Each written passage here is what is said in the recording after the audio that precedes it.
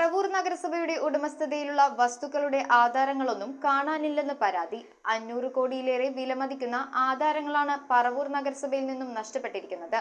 ഈ അനാസ്ഥയ്ക്കെതിരെ പ്രതിഷേധ സമരവുമായി രംഗത്തെത്തിയിരിക്കുകയാണ് നഗരസഭാ കൗൺസിലർ ജോബി പന്നിക്കാരൻ.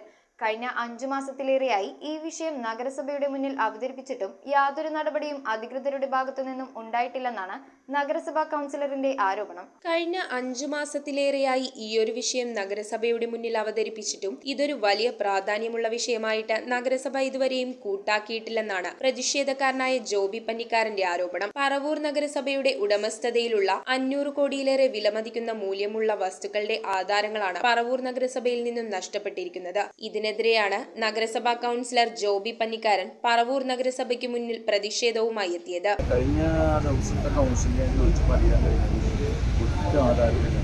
ഇല്ല. ഇന്നത്തെ കൗൺസിലിൽ ഞാൻ ഇദ്ദേഹമായിരുന്നു കൗൺസിലിൽ അധ്യക്ഷനായിരുന്നു, ചെയർമാൻ ഉണ്ടായിരുന്നില്ല. ഇന്നത്തെ കൗൺസിലിൽ ഞാൻ ചോദിച്ചപ്പോഴും പറയുന്നത് ആധാരങ്ങൾ കണ്ടെത്താൻ കഴിയില്ല.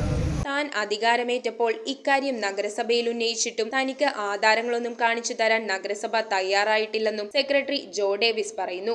ആധാരങ്ങൾ ആരും മോഷ്ടിച്ചു കൊണ്ടുപോയതോ കട്ടുകൊണ്ടുപോയതോ അല്ല. ഈ ആധാരങ്ങൾ വെച്ചിട്ടാണ് നഗരസഭയുടെ വികസന പ്രവർത്തനങ്ങൾക്ക് ധനകാര്യ സ്ഥാപനങ്ങൾ ലോൺ എടുക്കുന്നത്. അപ്പോൾ അത് സംബന്ധിച്ച് പരിശോധനയ്ക്കായി എപ്പോഴോ ആ ആധാരങ്ങൾ എടുത്തപ്പോൾ ആ ആധാരങ്ങൾ പരിശോധനയ്ക്ക് ശേഷം തിരിച്ച് എത്തുമ്പോൾ അത് എവിടെയാണ് എന്ന് കണ്ടെത്താൻ കഴിയും. അപ്പോൾ അത് സംബന്ധിച്ച് ആധാരം തിരിച്ച് കണ്ടെത്തുന്നതിന് വേണ്ടി കൗൺസിലിൽ ആക്ഷേപം ഉന്നയിച്ച സാഹചര്യത്തിലാണ് അത് സംബന്ധിച്ച് പരിശോധന വെച്ചത്. അതിന് സെക്രട്ടറി ചുമതലപ്പെടുത്തി തീരുമാനിച്ചത്. News bureau, Paravur. ആദ്യ കാഴ്ചയിൽ നിങ്ങളുടെ മനസ്സിൽ പതിയുന്ന ലൈറ്റ് വെയ്റ്റ് സ്വർണ്ണാഭരണങ്ങളുടെ വൈവിധ്യമാർന്ന കളക്ഷൻസ്. 250 മില്ലി മുതലുള്ള കുട്ടിവളകൾ, 1.5 ഗ്രാമിൽ തുടങ്ങുന്ന മാലകൾ, 2 ഗ്രാം മുതലുള്ള വലിയ വളകൾ. Aleena golden diamonds.